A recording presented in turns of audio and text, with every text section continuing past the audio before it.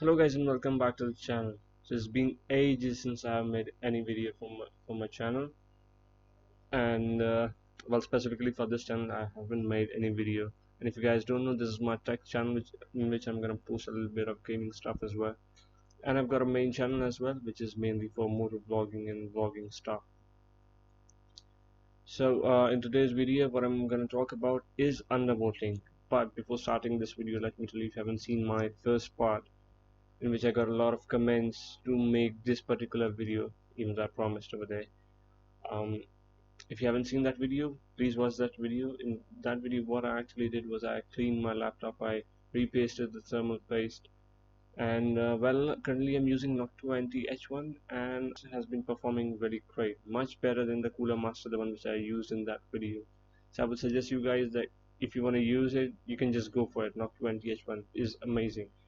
And well, let's talk about the benefits of undervolting. Of course, the first and the foremost thing I noticed that was my laptop was running much more quieter, much more efficiently, because the temperatures were not crossing 92 degrees at max. Like in my place where I live, the temperature usually stays between 35 to 42. So according to that, my temperature never went above 92. Mostly it stays under 90 degrees. It's only when I play game, really heavy intensive game, it goes up to 92. This is something which most of the laptops face problems nowadays, because you see, most of the laptops nowadays, they are so tightly compact, so ultra thin, you just don't get enough space for ventilation. So this is the only thing you can do. Let's start off now. And yes, one more thing, you can also gain a little bit of performance, maybe 5-6%, because it won't happen much frequently as the way it used to happen earlier. So this is the software I'm going to use, Throttle Stop. You can also use an Intel Extreme Tuning utility, but in my case, this is what I would prefer. I'm going to use this stable version. I've already downloaded it. It's over here. It's going to be a zip file, and then once you extract it, you're going to see these files. So let's just open the, you're going to see this window, but it's not a problem. It's completely safe. The worst thing that can happen is that your laptop is going to crash, and then you can just turn on your laptop. That's it. Now start off, click on FIVR. These are the two things which we are going to undervolt: CPU core and CPU cache. First, click on CPU core, unlock adjustable voltage. To start off, the base undervolt should be, I guess 50 should be fine for almost every laptop, I think.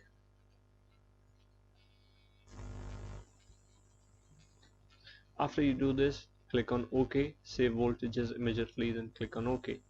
After you do this, you should run a stress test, and also before starting this, I suggest you should run a stress test for an hour, and then check the difference between the temperature. After undervolting, when you run the stress test, I would suggest you to run it for 4 hours.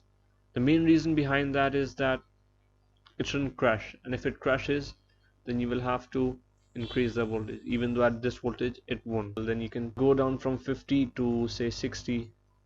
10 minus 10.5 increment is what you should follow, but in my case I'm just gonna jump to 100. And so this is what I'm gonna use, because this thing has been working really fine on my laptop as I've tested it, and my settings might not work on yours, because of course everyone has different. In my case, this is a Predator Helios 300, which is running on a i7 7700 HQ. And to decrease the temperature a little further, what I'm going to do is I'm going to click on Intel GPU, iGPU unslice, and then I'm going to decrease the temperature of this as well. This is what I found stable on my laptop. Apply. So these are the settings which I found really stable on my laptop. Now after this, just click on OK, and if you are playing games, you can also disable your turbo to deal with the temperature more, and if it works fine, it works fine. But if you see a drop in performance, then you will have to enable it. In my case, I'll leave it enabled, because my laptop doesn't crosses 92 degree. At max it goes up to 92, and let me tell you, the ambient temperature over here at the place where I live is close to 35, 40, 33. That's what it stays usually, and in that case it goes all the way up to 92 at max, so I'm really okay with it. So yep, that's about it. If you like this video, do give it a thumbs up and also subscribe to my channel if you haven't already. I'll see you in the next vlog. Bye bye.